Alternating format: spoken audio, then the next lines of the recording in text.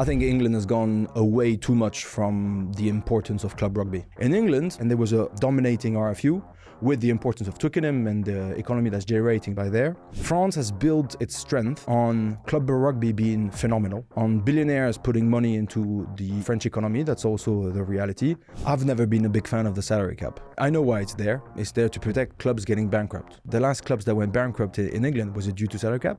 One of the best English players at the moment cannot play for the England team, Jack Willis. He is killing it every single Saturday. He's playing with Antoine Dupont and all those superstars. He's becoming better. Let him do that and benefit from an additional expertise. We're a complicated sport because it's all about the team. So it's anti-stardom. Antoine Dupont is the only counterexample so far that I'm seeing. I think he could create a new path for those players to say, actually, if you manage it well, you could be a star while still being a team player.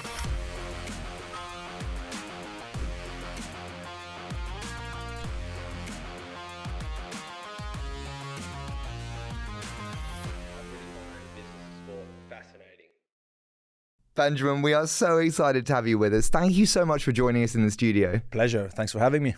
There's such an exciting time of rugby coming up with the Six Nations, but I guess as we go into this, there's one thing we should probably clear up for everyone listening, which is you've been over in England now for a while. You've married an English lady. You have children in England. Is the allegiance still to France, or are you wearing the red rose? Definitely not wearing the word rose. I'll fight, on the Sunday roast with my father-in-law as much as I can, be totally biased, see things, with, how do you say that, with the blue tinted glasses, absolutely, blue, white and red. No, look, I'm a citizen of the world. I've traveled a lot when I was young, but I am a proud Frenchman, a true patriot, and will, back my boys to the moon and back. How's it been, I guess, moving in between both English and French rugby when you were playing? And what were the differences between playing in the Premiership and playing in Top 14? Huge differences. Look, I played for Leicester Tigers from 2007 to 2009. Historically enrooted club into its culture, its difference. It's the Man United of rugby. Not the best city in the world. It's not Rome or Paris, but it's a cathedral of a stadium with Welford Road, and it's a sensational club. I absolutely adored it. Now, when I moved in 2007, the pound was much stronger, the economy was much stronger, and genuinely the Premiership was miles ahead from anything in top 14. Professionalism, we had 4 conditioners at the time. It was like boys were not even taking supplements in France by then. I was playing in Stade Français, which was a bit of a rock and roll club, a very Parisian lifestyle. I had my little Vespa, and you would go, from one like Club Med gym to a training pitch that was rented. So it was all sort of still amateurish. And a bit wild. So moving to the Premiership was huge. And I was part of that Leicester Tigers team that still had, 5-6 World Cup winners from the 03 generation. Can I be so blunt? How old were you when you went there? And what was your starting salary on contract? Starting, I think I was around £150,000, something like that, which at the time was roughly 50% more what I was getting in France. Wow. What I was getting offered in France with the exchange rate that was 155 at the time. I wish it would come back anytime soon. That would be brilliant. But look, my dad was a senior partner for McKinsey. That's why I traveled a lot when I was young. Lived in the States, lived in China, picked up my first rugby ball in Hong Kong for the little story. And so I always spoke English. So for me, actually, going to Leicester or the Parisian boy going to Biarritz, it was absolutely the same thing. I saw zero difference between the two. If anything, I was more appealed, or there was more of an appeal to me to travel, to change, to discover new countries, to discover new things. I've always been a big keen on to learning from others. And so you ask the difference between the two. The French, we're passionate. We play with heart. We'll bang our heads in a changing room before a game. 4 hours before, you can't see a smile. Otherwise, that means he's not into it. He's not focused enough. You meet up with the team the night before, and then I get to Leicester Tigers. An hour and a half before the games, the boys are the most chilled you've ever seen them. You'll rock up and you'll have a cup of tea with the media that's there, and then almost getting to the same time as the fans. And 30 minutes before the game, they just change their face. So I like to say that English have got a bit of a light switch on the side of the head, switch on, switch off. Their ability to switch on, switch off is brilliant. And it's time saving, it's energy saving, and it's just clever. However, you want to keep the heart, you want to keep the passion, you want to keep the ability to overcome any challenge and to take on absolutely anybody and to overcome and to push your boundaries constantly. And the French are just unique at it. We like to piss off people. We like to be different. We like to moan, to complain, to be a little bit paranoid. If it rains, because the English, they don't respect you, they don't like you. If the food is not good, they did it on purpose, etc. We wind ourselves up. But then we're absolutely amazing at taking on everybody and chopping heads.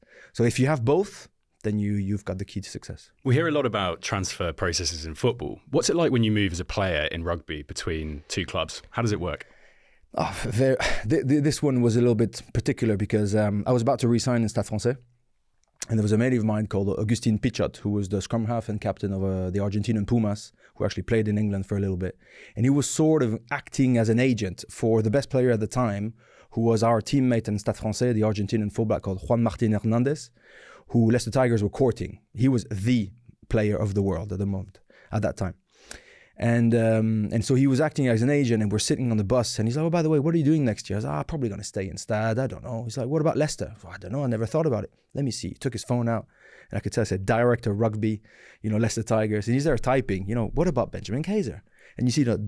in an iPhone, when somebody's answering. Very interesting, let's talk. The day after, Richard Cockrell, who was a hooker for England and the coach of Leicester Tigers, calls me up, and he knew everything about my career.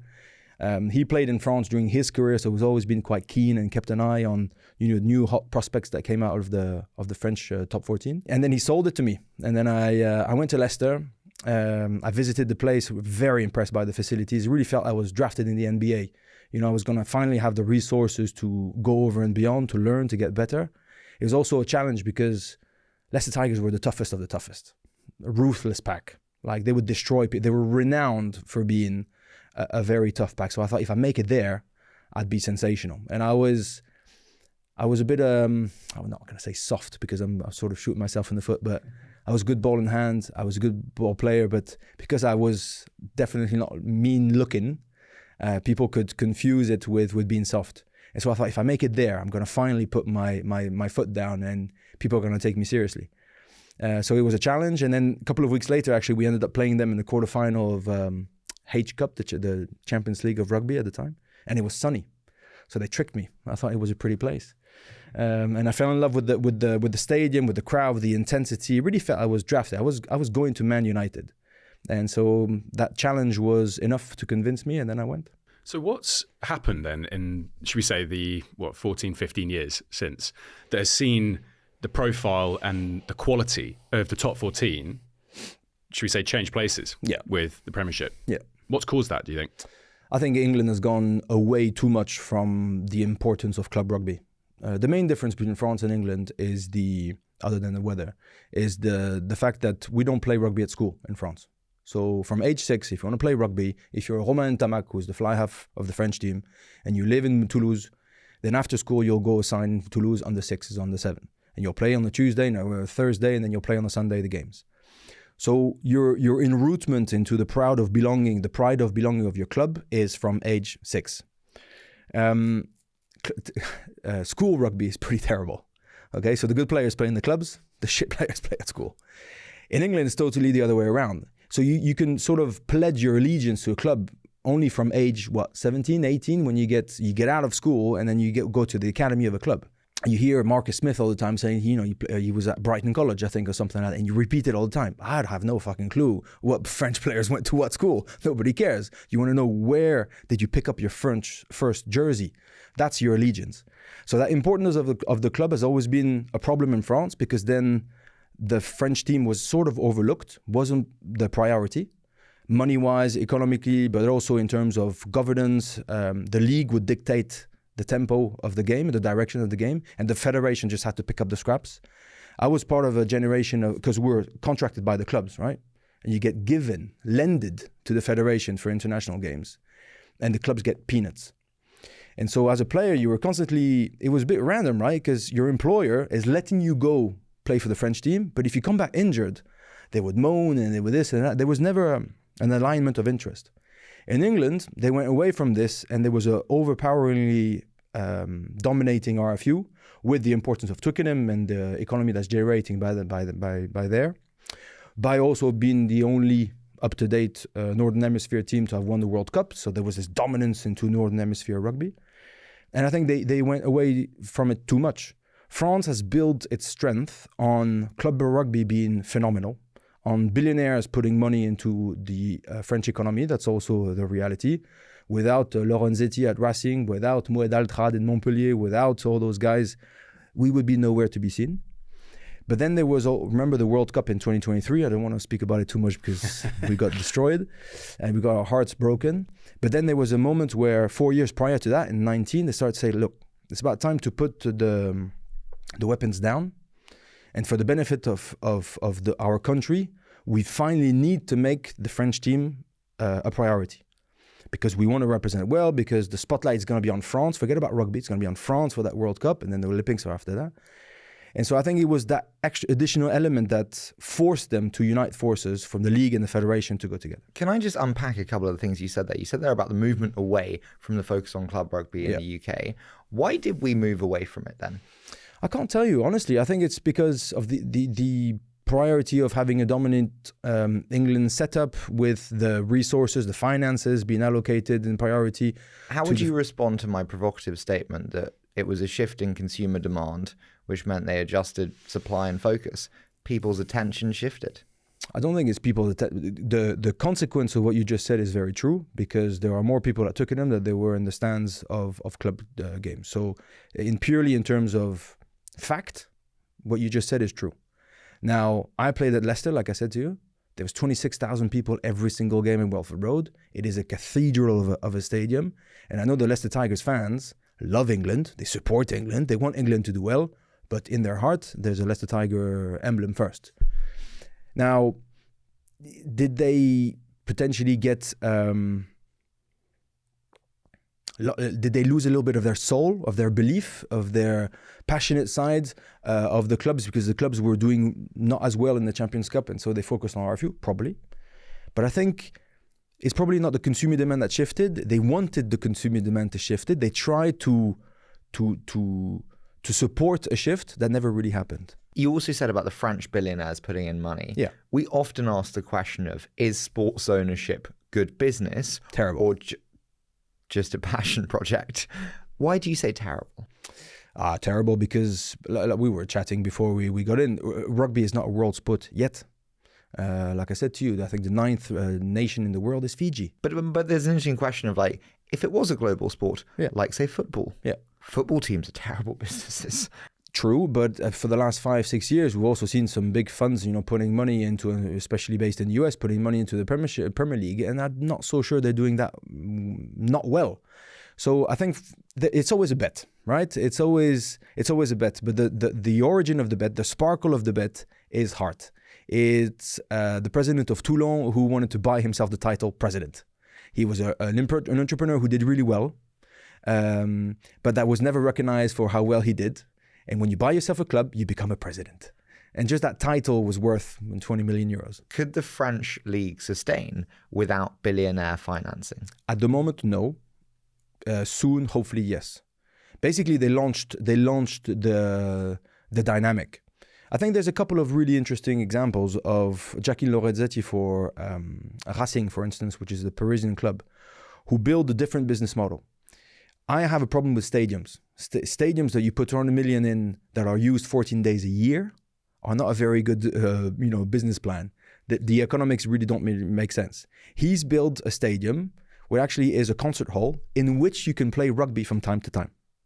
So it's a non-retractable, it's a roofed entertainment venue where you can have Madonna concerts and you can have, the swimming pool. That's the one they use for the Olympics, etc. In which you can from time to time play rugby in. And at the time I was like, this guy is mad. He's destroying the nature of beautiful rugby. We're meant to play outside. And what is this? And I think he was a visionary. And I think he's the only one that probably won't make money because of the stadium business plan. The others, I don't think so, no. How do you feel about rising private equity involvement in rugby? We spoke about CVC. How do you feel about that? CVC came in at a time, I don't understand the economics behind it. I don't believe into the performance in the short term. However, they came at a time where they saved my sport, to be totally honest. We were on our knees. Players had to take 25 to 35 pay cuts. Nobody was getting re-signed. The attendance COVID hit us bad. Because when your TV, broadcasting rights are worth only a couple of £1 million a year, you're not fueling the economy of English rugby or even French rugby sort of at the time, only thanks to TV deals. So you need that match day experience. You need that match day revenue. And so they came at a time where they saved us. They saved our asses. They putting a and that, so I can understand the appeal for presidents to take that money and see and not think about how it's going to be down the line in a couple of years. However, as long as rugby is not consumed on a regular basis in America, in South America, other than Argentina, in Middle East, in Asia in general, I just don't see it kicking up. And we have a complicated product to sell.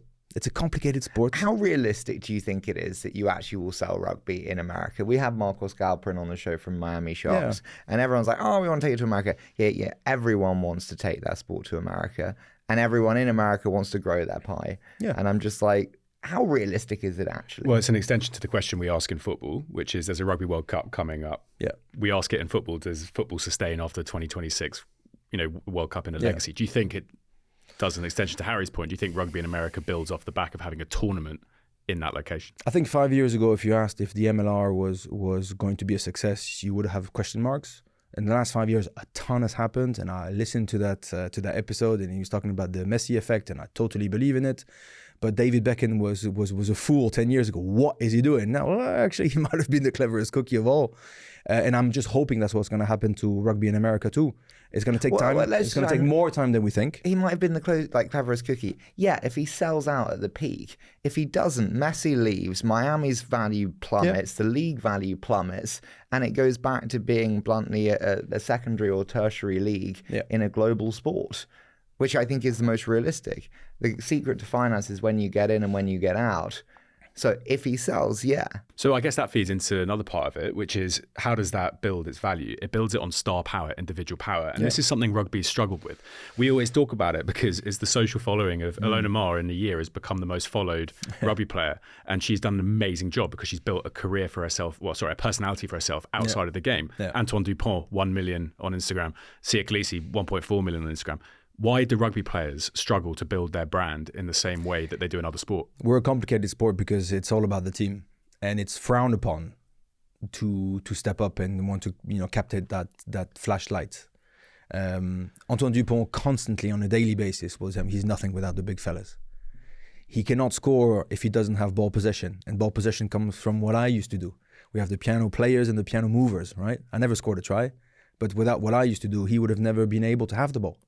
And so there's this constant reminder of humility, which is very embedded into the rules, into the culture, into everything that we love about rugby, right? That's why we like it. So it's anti-stardom, anti-star system from the start. So it's very complicated for a guy to step up, to want to shine. We love to see a guy who started to shine and who messes it up. You're like, see, I told you. Don't try to be too big for yourself. Antoine Dupont is the only counterexample so far that I'm seeing. He's the only guy that is going over and beyond what is meant to be done. After the World Cup 2023 disappointment, I'm going to do the Olympics. Shit, you're already tired. Why are you doing this? He's going to win the Olympics. Okay. After that, I'm going to take a 3 months, what they call sabbatical. Okay, great. He went to Los Angeles 28, took a picture with LeBron James, went to see Lionel Messi, going to another different. Everybody's like, careful. You're getting too big for this, right? He came back on a Tuesday, missed a couple of days of training with Toulouse, came off the bench on a Saturday, scored 3 tries. He was the best player there is. So he's delivering non-stop. So I think he could create a new path for those players to say, actually, if you manage it well, you could be a star while still being a team player. You could do both. But at the moment, people don't see it because it's from that age 6, we get told, don't be too big for yourself. Do players not have the rational mindset that seats in stadiums are filled by superstars? We don't see it that way yet, no. Do you see it like that now, having the benefit of hindsight and seeing the business side of the sport? Yeah, and I was always very, in my mind, the future of rugby is an elite group of absolute superstars that should get paid 5 times more what they are now. Antoine Dupont plus, get 20 of them. But actually not have like the 3rd division of French rugby be called professional. Let them be part-time players. Let them engage with those sponsors who are there fueling the club and actually learning a different trade. And I think we were just missing the trick on that pluri-activity, multi-activity, multi-contracts in rugby. And so I would have a clear split between the two. And to answer your point, I was always very, very keen on engaging with the sponsors, learning what they were doing, because I was always very business curious. It's not the case of all the players, which is very frustrating to me, because what people like about rugby is that you can engage with them. Antoine Dupont, you will have him here, but he's a super chilled guy. His parents are farmers, so on a Saturday, if he's shaking hands and taking pictures for Louis Vuitton, on the Sunday he'll be shoveling shit in the Gers and dealing with black pigs, which keeps him extremely grounded, extremely down to earth, and the beauty of it all is that that's the nature of rugby. You said that everyone should be paid a lot more. Yeah. Talk to me about how you feel about that. Like, well, look, without giving out any false information, I think entry salary would be around 100K in the Premiership. Good players will get 200, 300. Top players get 500, and you get probably 2 or 3 players that get $1 million a year. Okay, but that's 2 or 3 players in the world, huh? In the world. And yes, they can have commercial contracts on the side. That's only for playing. I'm not saying that's their image rights, etc., etc. There still are small numbers compared to the intensity of the game, compared to the beautiful values of rugby. There's not many sports where you can take your kids into a stance, you can see violence on the pitch, but respect off the pitch. There's not many people that go and watch rugby, they don't have a good time. Maybe you understand nothing of the game, and sometimes most people don't. I don't think you understand much about rugby, Harry, either, but that's fine. You'll love the intensity, you'll love the excellence, you'll love the physicality of it, and you'll love the respect. Everybody talks to me about, big giant just saying sorry, sir, when you speak to a ref. That's rugby. So there's an opportunity to do both. What about then salary caps being used as a stick? We were talking about top 14 and the Premiership as a stick to beat the lack of opportunity to compete. From the Premiership side, they go, oh, we can't compete with the top 14 because we can't pay the players as much. Like, is that a fair critique? When also I see you have Lorenzetti saying, actually, in France, we need to reduce the salary caps because he recognises the sustainability of the business isn't sufficient at present. I've never been a big fan of the salary cap. I know why it's there. It's there to protect clubs getting bankrupt. Well, I get it. So it's to protect employments and business sense. Totally get it. Like, I listened to your show with the CEO of Harlequins. The last clubs that went bankrupt in England, was it due to salary cap?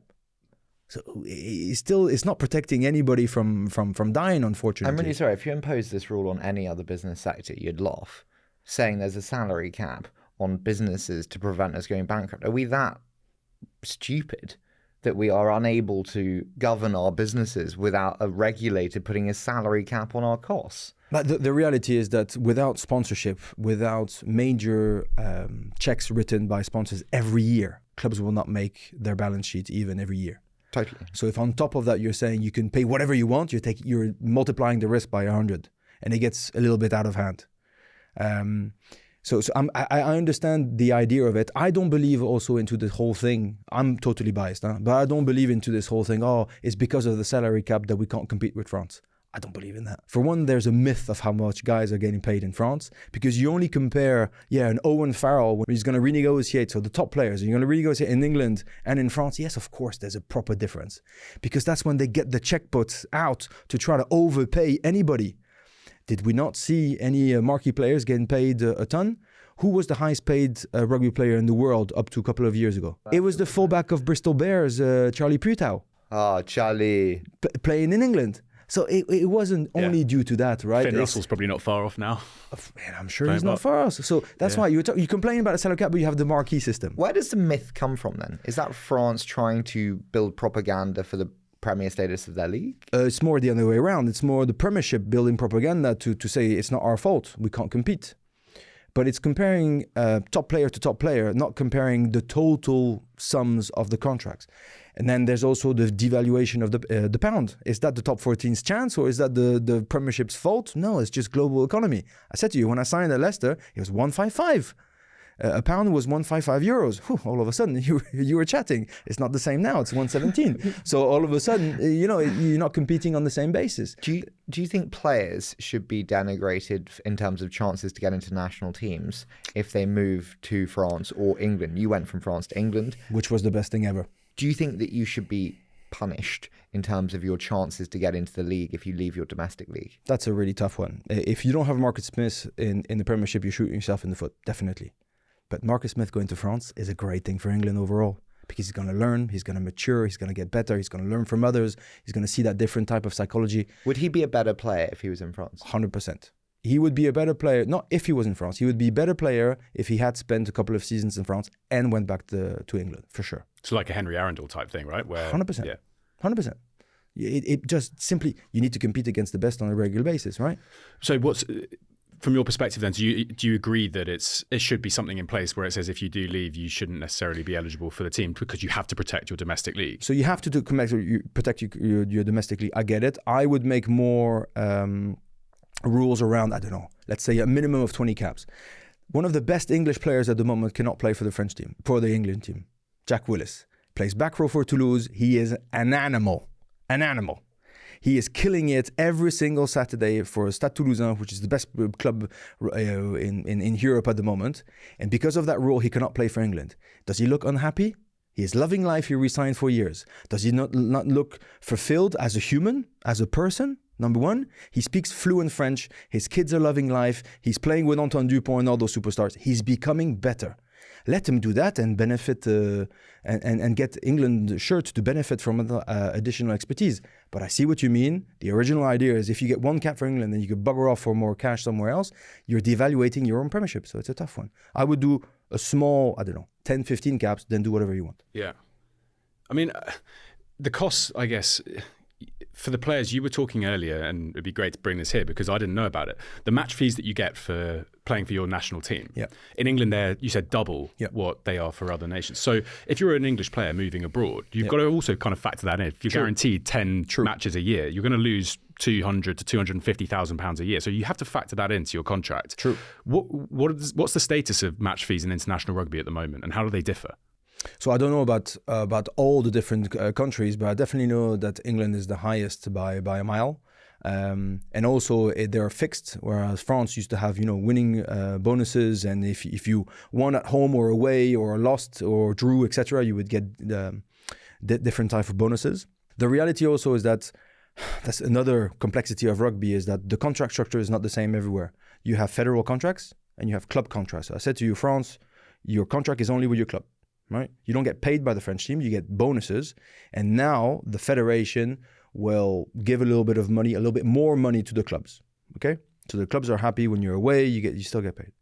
In England, they went even a little bit further than that. You're still contracted with your clubs, but there was this EPS squad over where it was. So you were guaranteed as a club up front from the federation a certain amount of money if you had 5, 6, 7, 8 guys within that squad. So you could recruit additional players. You wouldn't mind paying a guy $500K a year. If then you would get 200, okay, he's not here much. The federation can dictate whether he's going to play that game or not, but I'm still getting seriously compensated. And then you have the federal contracts. New Zealand, they're contracted with the New Zealand Federation. The priority is with the national side. And they get given time to the provinces and to the clubs. So it's a totally different mindset. And that just adds that additional complexity that makes the decision makers, now everybody's sitting at the same table. When a Marcus Smith will decide on his future, he should have, in my mind, the England coach, the RFU chairman, and his agent and the club coach all around the table. At the moment, this is not happening. But the New Zealand team, as you said, get paid half of what the England team would get paid, and that's the key. Like the All Blacks, it's best team ever. So how does that make sense? Is it because England are making more money at the RFU? It's because of Twickenham, I'm pretty sure. Like I don't know exactly all the numbers, but it's because of Twickenham. There's a financial power around owning your stadium, huge corporate ability to generate cash. They just make a lot more money so they can pay the players more. What did you feel about the Allianz naming rights deal? Everyone always gets upset about the purity of losing the game, but eventually you have to monetize your assets, right? Yeah. To generate more. You can't have it both ways. I've changed my mind. Like I said to you, when Jackie Lorenzetti built that stadium, I was like, oh my God, he's destroying my club. Why would I play on a synthetic pitch? I'm going to burn myself. Now I think it's the best idea ever. It makes sense. Allianz is like, why would you rename my stadium? What are you talking about? If I was an English fan, I would be offended. Well, if you're going to bring some cash in, it's going to pay the bills for everyone, so please do it. Now that I don't play anymore, I sort of see how the numbers need to work a little bit more. And so I appreciate that tough decisions need to be made. We talked about private equity a little bit earlier, but we didn't touch on the private equity houses like a Silver Lake buying a part of the commercial value of something like the All Blacks. Yeah. And we've seen it recently with South Africa, where a deal just collapsed. And now there's a lot of scrutiny on the chief executive and the relationship they have between him and the buying entities. What do you think about, should we say, private equity coming into the national setup where money is flowing through a system, but obviously you're giving up futures that are very important to the sustainability of the game? What scares me is that and I think, Harry, you mentioned it, there's a timeline to all those investments. There's a regulatory maximum amount of time they will need to return performance for their investors. It's the nature of the game. Unfortunately, how the hell can you predict in sport, particularly, and the pandemic is the good excuse, etc., how can you predict in sport when you're going to create, if you're going to create, and when are you going to create that added value? However valuable the brand of the All Blacks is, and I mean, we will sit down, we'll look at it, it makes total sense. You're buying an unbelievable asset which is undervalued, underpushed, that can be done better. Yeah. How long is it going to take you? No clue. Absolutely no clue. And if they need to return the money, then I think they're going to have to pay the money back. And that's when I'm seriously scared about the consequences. That's one element. The other element is that you essentially build a portfolio of assets in the hope that one or two of them pay back all the rest and many more, as we all know. If you are not that one, Liberty Media with an F1, the rest really don't matter. And so what you say is, F1 is our golden goose. All the time, energy, and resources, even more, go into that. More media, more staff, more everything. And everything else, fuck it, who cares? And my worry is that rugby will be in the fuck it, who cares bucket. And if it's in the fuck it, who cares bucket, not only will you have distressed sales in 3 to 7 years, depending on horizons, but you'll also have the no one gives a shit, where it's just like no one cares enough. Yeah, it's a clear possibility, which scares the life out of me. But again, they came in at a time where we were desperate. It's hard, I get it. We were on our knees. We were begging for that money. And so I understand why the appeal of taking it. I get it. And it was a tough one. I think the All Blacks were the same. They were trying, I'm not saying they were in financial distress. I'm not totally certain, but they were desperate to try to fight to keep the players in South Hemisphere, because otherwise they were all flying to Japan. They were all flying to Europe to get more cash. So then they were destroying their home product, and all of a sudden, they saw the storm coming. So in sport, we are quite often at the moment, everyone's looking at, the reasons why it isn't working or why they can't make money. And there's not enough conversation, I don't think. And we've seen this in football a fair bit as well, which is like, okay, well, what can we be doing to make it better? Yeah. Media is a massive piece, 100%. right, which has become influential to the nines of how football, let's just use that, and clubs in lower leagues have built value. What do you think about rugby's utilisation of media and, should we say, the modern OTT platform environment that we often see in traditional sport now? Poor, not good enough, too traditional. Rugby is a different sport. It's a very different sport. And so we should be different. We should be like Ilona Meyer, like you mentioned. She's a great rugby player. I think she's hilarious. She produces some quality content. She could be a stand-up comedian. She's really doing it well. That's the reason why she has 4 million. And Antoine Dupont, who's a lovely bloke, and he's a superhuman rugby player. At the moment, he's not funny. So he's not producing that quality content. So if we're going to try to deroot ourselves, do things differently, we should be extremely modern thinking, proactively trying to use media in a different way. And with the age of social media and different platforms, actually, you can create some really cool, quality, cheap content. And at the moment, we're still producing the same thing without the numbers of football, without the numbers of Formula One that could make it attractable. So I still think we're too shy. We're too narrow-minded. Netflix dropped Six Nations documentary. But you know why? The players didn't buy into it. They just didn't play ball. What do you mean they didn't buy into it? They didn't allow. What's good about Formula One? You want to see all the arguments. You want to see all the mics. You want to see all the Toto Wolff little rivalry against the Red Bull guy. In the first season, there was a huge drama for financial reasons with the I don't know how you say it, WRU, Wales Rugby Union. Yeah. Well, they almost went bankrupt. And there was a strike of the players who threatened not to take the field on a side. I think it was to play England, actually, or something like that.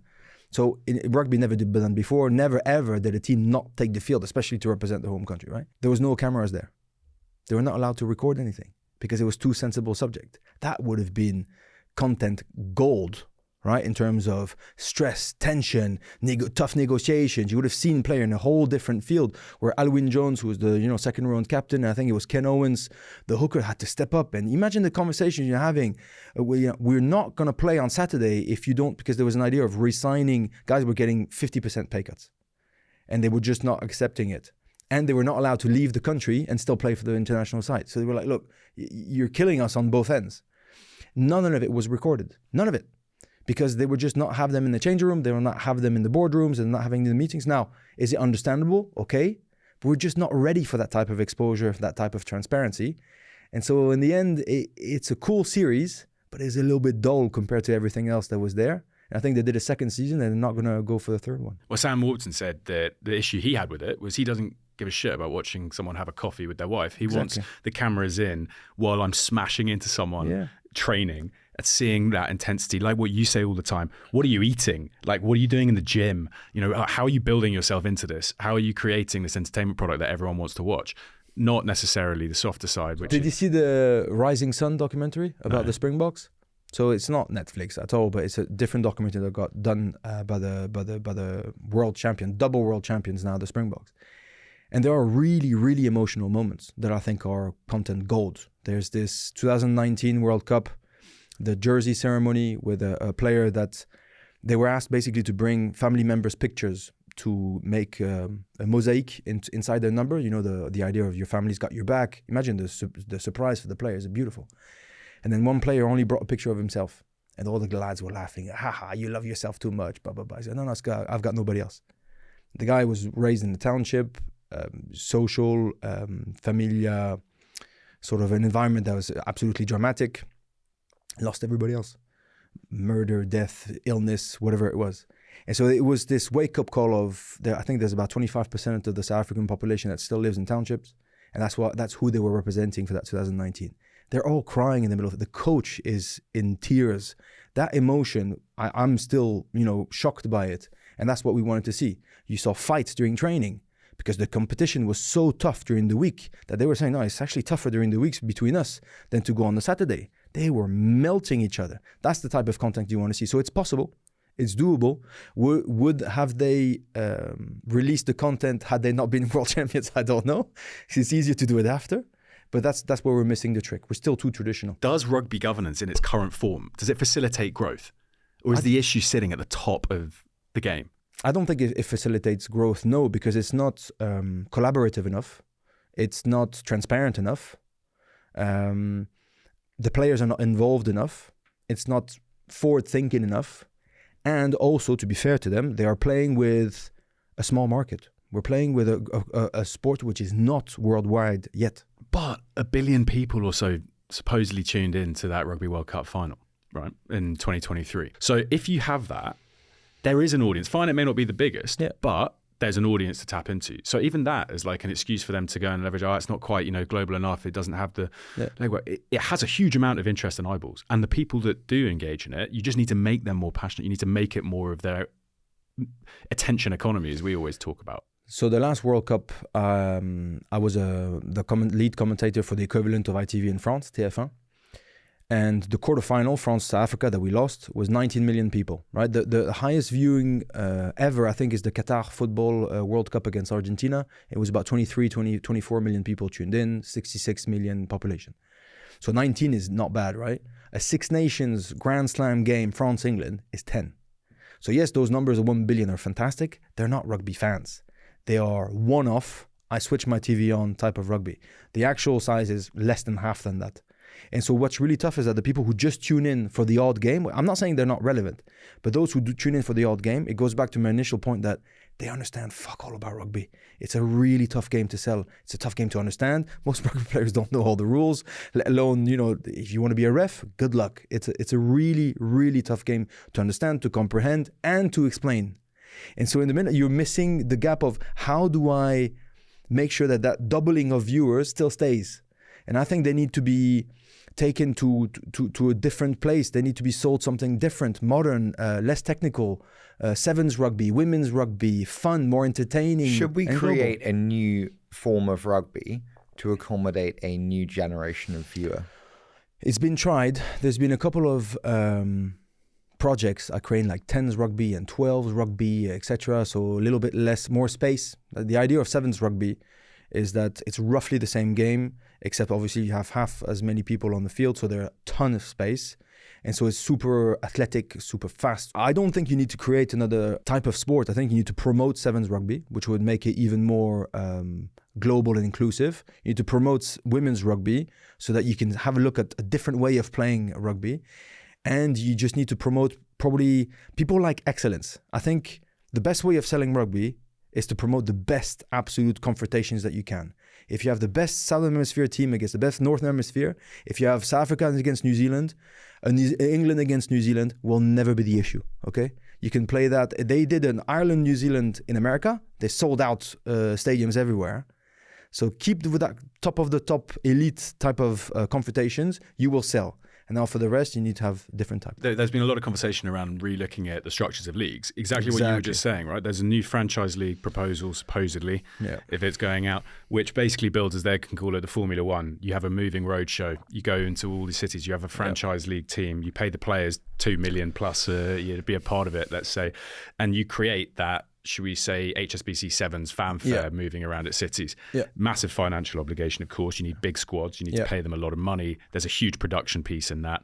You've obviously got an ownership opportunity to do it. In your mind, let's just take out the finances of like, oh, it could never work, so it won't be financed. Well, if you go to PIF and they back it, then it could work. Of course it could. Aside from the original financing, do you think something like that would elevate the game at a club level to draw in the new fan? I like the idea of creating something different. I like the idea of doing the all-stars, right? You will pick out the best players everywhere. You want to see Antoine Dupont playing with the best New Zealand guy and see what kind of combo that could make. I like the idea. What I don't like is that what I love about the Six Nations, for instance, is I love the tradition. I love the anthems. I love the rivalry. I love the hatred between all you Brits. We consider as, you're all the Brits, but then all of a sudden when you move here, you realize how much the Scots and the English hate each other, or etc. I love that tension. I love that history. And that you can't just create it. You can't just make it up. So it will be a little bit dull for me, number one. Number two, you can't. It's not because you just pick out some players and necessarily they will click and then it will be better. And number three, without getting too dark about it again, the idea of getting guys to travel everywhere in the world, considering the challenges on climate that we have at the moment, doesn't sit really well with me. They're saying sports can be consumed in a very different way. And it's not a direction that I want my sport to be taken. So, okay, you've mentioned Six Nations there. You are doing a lot of the ITV work for all the games. Let's go topical. How is it set up at the moment, do you think? You've got France and Ireland, obviously, do pretty well. England have a new captain as well, but have had a pretty rough ride this year. Yeah. What are you kind of going to be focusing on as you go into the kind of commentary roles? I am allowed to be as biased as I want when I'm in England, which is brilliant. Oh, yeah, it's brilliant. I am much more French away from France than anywhere else, which is sensational. So I'll be concentrating on France. I want to see my boys do well. We had a crap Six Nations last year, probably still wounded and traumatized by the World Cup and exhausted physically and mentally, drained. And now there's a new generation that's really exciting. I want to see all those guys dominate. So I can't wait to see my French boys out there. Now, the reality is that, unfortunately, there's more of a gap in between teams in Six Nations than before. I think Wales are under financial and government's trouble. They're just not finding their new appetite, their new dynamism. I was saying to you, England, I don't understand. The guys who play for that England team are sensational players that I used to dread playing against. Like, I thought they were sensational, world-class players. I think they're nowhere to be seen in the last couple of years, probably because of the lack of intensity of the Premiership. So they're not used to anymore to that type of intensity. Ireland will always be there, but now let's see if the Ireland post Johnny Sexton can actually get to that same type of accuracy and ruthlessness. Scotland will always be a surprise, and Italy are on the rise. So all I'll do is focus on France, and I want to see them take on absolutely every challenge that is there, and I want to see them start well against Wales, and then meet me in Twickenham for another delightful day. Can I ask, you mentioned your punditry. Yeah. When you were a player, were you thinking, shit, I'm not earning enough money to sustain myself post-playing career? No, because I was always very interested about business in general. I was always a business angel anyway in a couple of tech startups because I love entrepreneurs. I find them fascinating humans. And I think there's a huge bridge between actually, I want to say entrepreneurs are the athletes of real life, if you want to put it this way. And I never understood why those two worlds didn't really speak to each other, or simply not enough. And I'm not saying sport is perfect, and I'm definitely not saying that entrepreneurs are perfect. There are some, crazy lunatics out there in both worlds. But I've always been fascinated by it. So I was a business angel. I was trying to get involved with all those different sectors. And so I was excited about post-career stuff. I've never been the guy who was dreading, oh my God, it's going to finish that one day. What the hell am I going to do the day after? And so scared about never having another income. So that didn't scare me along the way, no. Was that the same for your teammates? Not all of them, unfortunately. What happens then, and is that a problem that we have to combat in sport? 100%. I still remember a guy who was really, and that goes back to my initial point of saying either you have the superstars that need to earn more, or the guys in between, let them do. The salary cap includes where you get paid. I think Saracens went down for the salary cap problem a couple of years ago, and I don't know exactly the details of the in and outs, but some of them were co-investments with the owners. Let them co-invest with the owners. That's probably the most added value all those billionaires can have. Let them do business with the guys who have done incredibly well in business, rather than try them to tell you how to run a rugby club, which most of them know nothing about. So that shouldn't be part of the salary cap. It should be just letting them fulfill the total opportunities that are out there for the clubs. Because you're working now with athlete investors, if we want to call it, right? You're working within that kind of ecosystem, bring them in. How do you educate a lot of them to get them up to scratch so that they recognize this is an opportunity they can do well out of? I think they'll do well out of because it's an ecosystem that they'll feel fulfilled in. They'll feel at home. We like edge, competition, velocity. Everybody telling you it's impossible. You're never going to make it. Impossible. Never been done before. You're never going to make it. We like that challenge. We thrive on that challenge. If you want to take a guy, an elite athlete, and then put him in a big giant corporate, he's going to die inside. There's this demon that's called competitiveness. That is a demon that needs to be handled, but it's part of you. And you express it in one way, which is sport for one time. And then I want you to express it in a different way, entrepreneurship, investment, venture capital, whatever it is, because they will thrive in those environments and they will learn. Now, there's also a need is to break the imposter syndrome. I think imposter syndrome is great. If you're not scared before you step onto a rugby field, you're going to get hurt. You should be scared. They're going to whack the shit out of you. It's a tough place. If you're not scared if you think that you know everything at everything, you're never going to grow. So that imposter syndrome is good. However, they think they have nothing to bring to those companies. I'm not telling him to become, tech geeks and to teach them how to code or develop a software, but speak about individual performance. Speak about drive, mindset, nutrition. How do you prepare before a big game? How do you handle a tough loss? How do you have tough conversations? How do you become addicted to self-monitoring in terms of performance? Those are the elements where there's a ginormous opportunity for athletes to enjoy themselves, to thrive, and to add value to those companies. I find the challenging thing is humility, one, and then two is agents. I find that the best business angel is by far Mario Götze, by far in Germany. Unbelievable humility and also no barrier between him and the deal itself. 100%. I find quite a lot of athletes arrogant around you'll meet when I say, I'll turn up when I want, I'll rock up half an hour Not later. reliable. Yeah. And then the second is agents in between. Terrible again. What's in it for me? Yeah.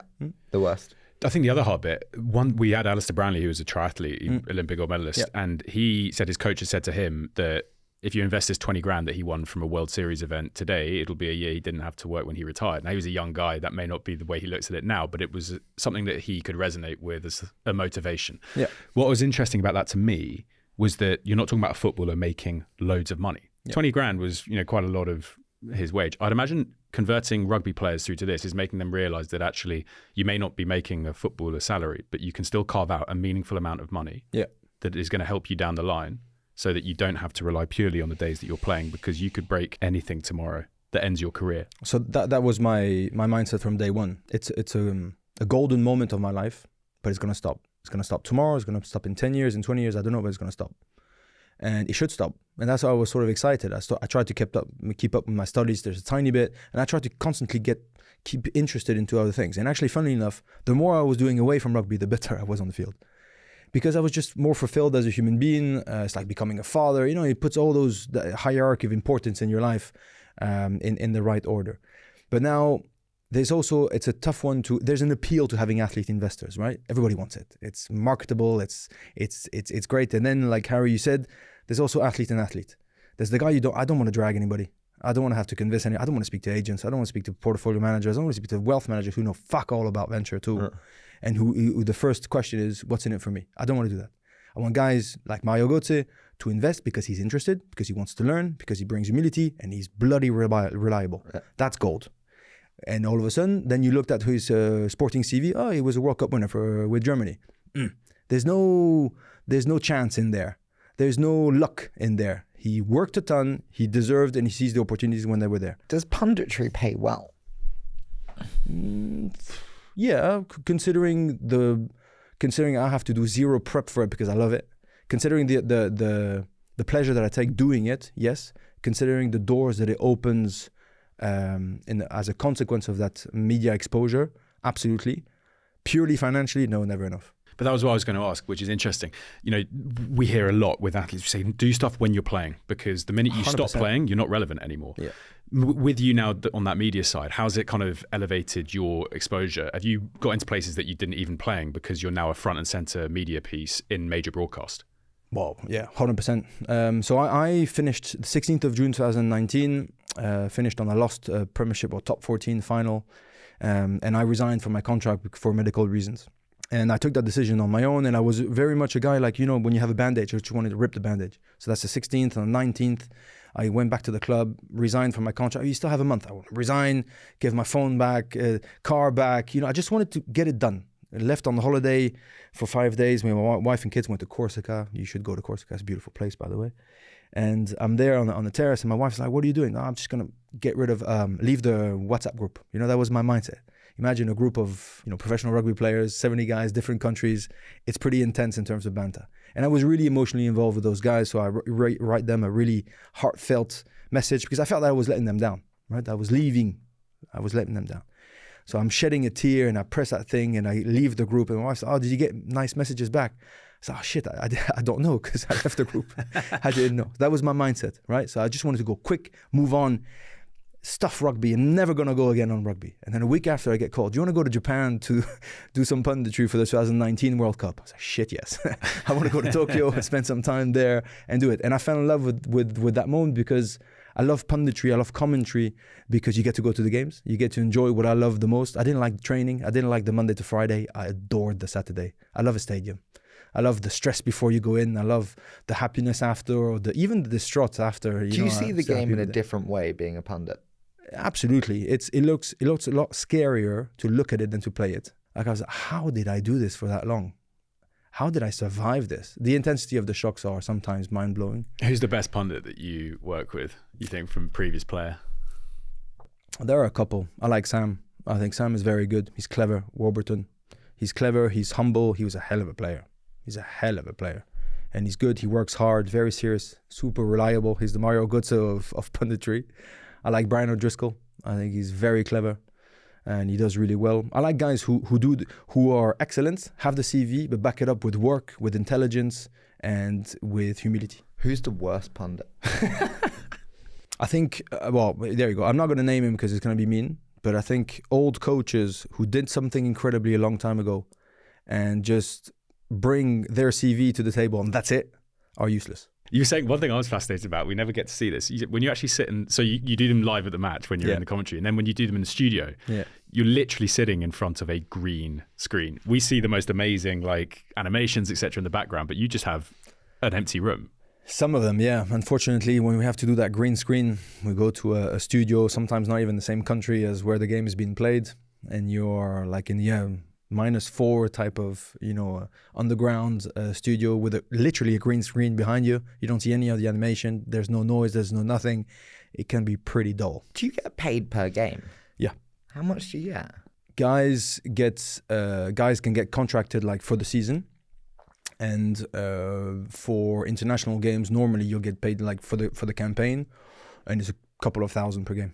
It's quite good to go and watch a game. Yeah. You get fed, and you get fed. Charlie's like, I'll do it. I'll do it. I'll do it. Anyone want? Yeah. You don't commentate. When you do commentary, you don't actually look at the game, you look at the screen, because you need to stick to what people are seeing, right? Because if you're commentating on oh, look at he's breaking free, he's on his own, whatever, but people can't see him, it's pretty useless. But to go back to your original point, I wanted to stay away from rugby, then I did punditry, fell in love with it, and the doors that it opened is that purely in terms of VC fundraising, guys know me because I've done the commentary and punditry. And in England, I'm not so sure many people know that I actually played rugby, but they know that I'm on the TV. And so they want to speak to me. So it's extremely useful. Amazing. Should we do a quick fire? Let's do it. You start. If you could take one player from the English team and put it in the French team now, who would it be? One player. It would be either Ben Earl or Maro Itoje.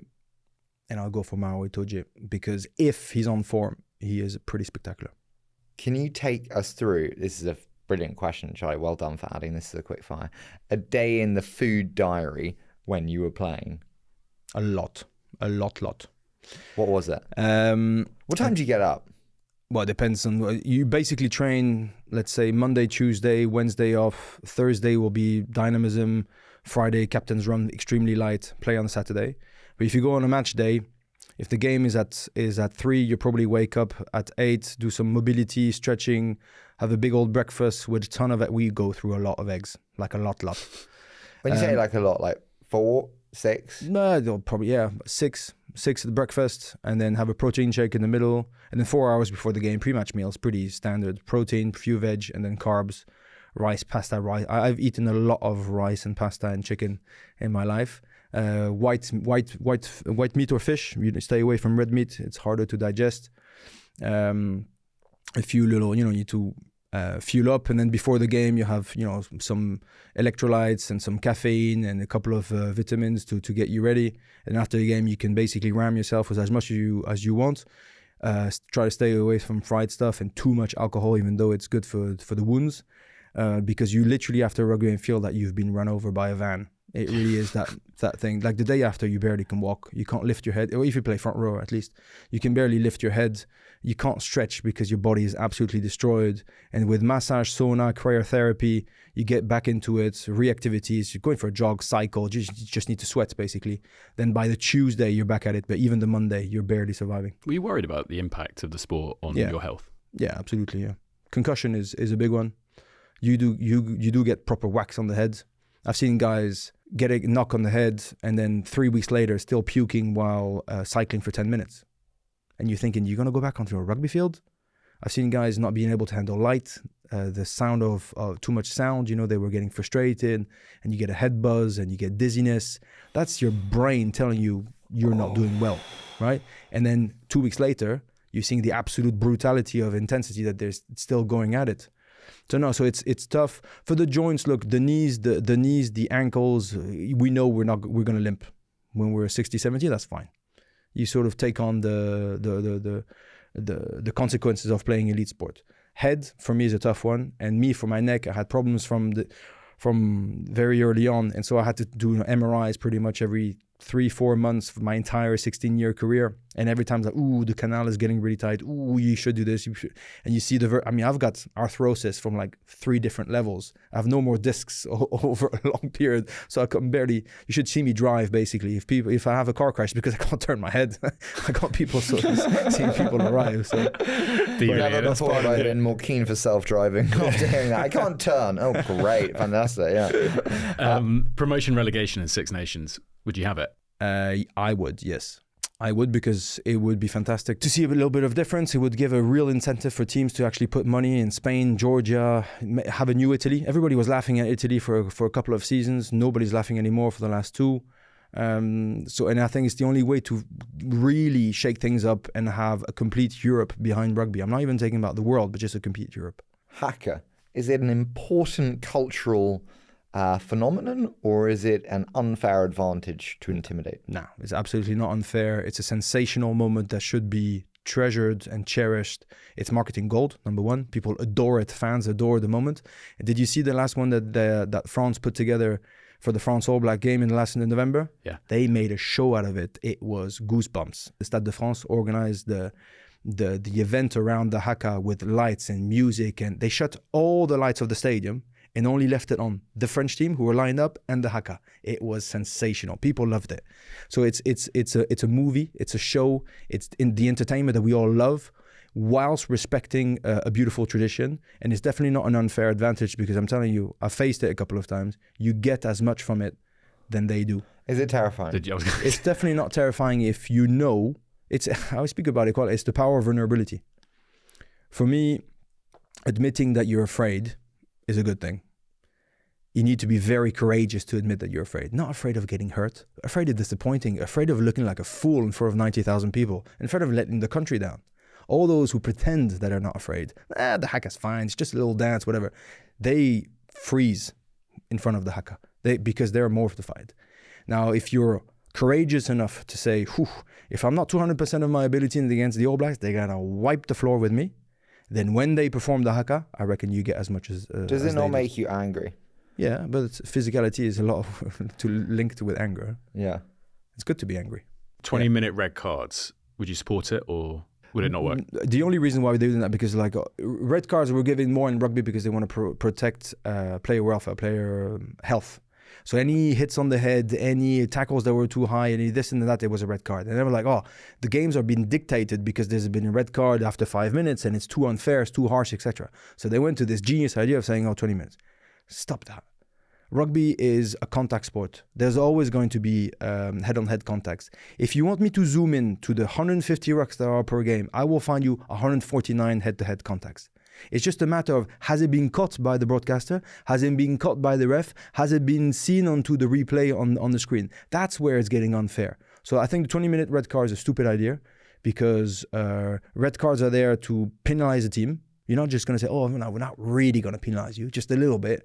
Because then if you do a 20-minute red card at the 59th minute, well, it's not really going to have much of an effect.